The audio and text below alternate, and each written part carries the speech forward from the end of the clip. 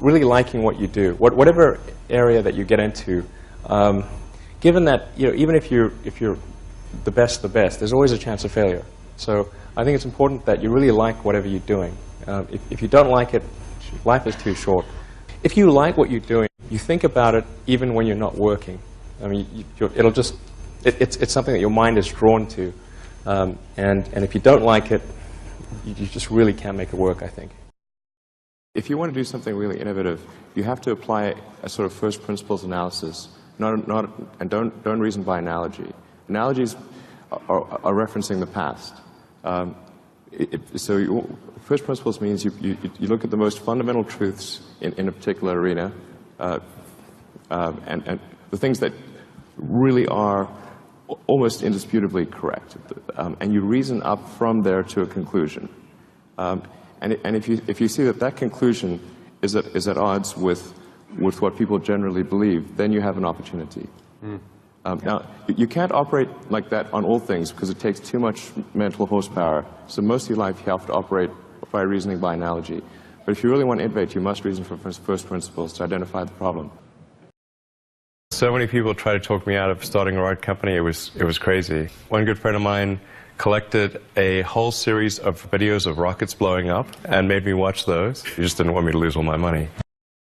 You've got to make sure that whatever you're doing is a great product or service. It has to be really great. And I go back to what I was saying earlier, where if you're a new company, I mean, unless it's like some new industry or new market that, if it's an untapped market, then you have more ability to, the standard is lower for your product or service. But if you're entering anything where there's an existing marketplace against large entrenched competitors, then your product or service needs to be much better than theirs. It can't be a little bit better, because then you put yourself in the shoes of the consumer and they say, why would you buy it as a consumer? You're always going to buy the trusted brand unless there's a big difference. So a lot of times, entrepreneur will come up with something which is only slightly better.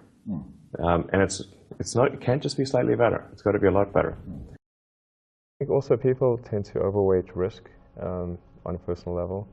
It's one thing if you've got, a mortgage to pay and kids to support, and that if you were to deviate from your job, that, well, how are you going to feed your family and pay the rent? And okay, that's understandable.